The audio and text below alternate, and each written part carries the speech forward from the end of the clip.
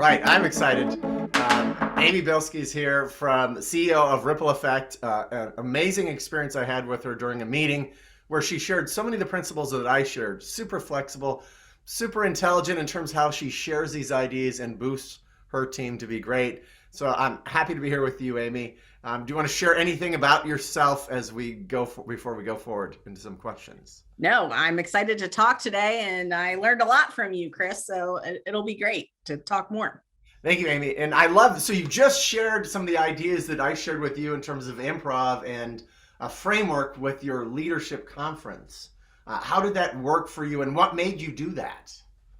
Well, we're coming back from the pandemic. People are, we haven't seen each other in person for almost a year and a half. So at our leadership retreat, this is the first time we were getting together, and it's been hard. It's been a hard time. So, the concept of improv really thought it would get the juices flowing so that we would, brainstorm and think during this leadership retreat, but also we wanted to infuse some fun in what we did. And that was a lot of our focus is, we have to make work fun again and collaborating, because it used to be fun. And sometimes, like, all the challenges of these past years has not made it as fun as we want it to be going forward.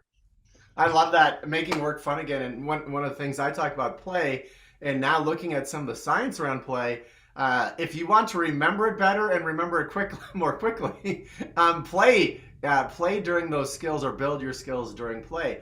Now, you do a lot of things that are already flexible in saying yes and to people. What are the tactics you use at work, and where did those come from for you to be so flexible and connecting with the way you lead already?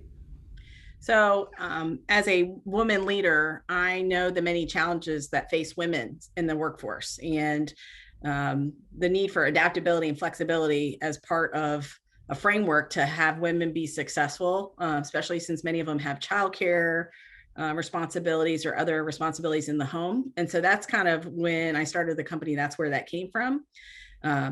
But it has been infused into everything that we do in terms of, our schedules and our policies and, how we interact with each other. And this pandemic has, even pushed us harder to think about how we can be flexible and work asynchronously together to collaborate. So it's in the mindset of everyone we hire. Well, that's great. And I mean, you feel so open and flexible yourself. How did that develop in you? Where did you get that?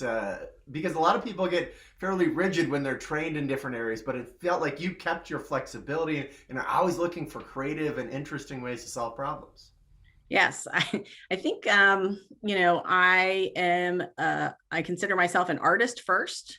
And so, a painter, a graphic designer, and that's kind of, but I got a degree in business. So I think I'm a little left brain, right brain in that way. So the creativity part for sure is how I approach the world and how I look at things. And I always love a good brainstorm or a good problem solving session, because it allows me to be that creative person.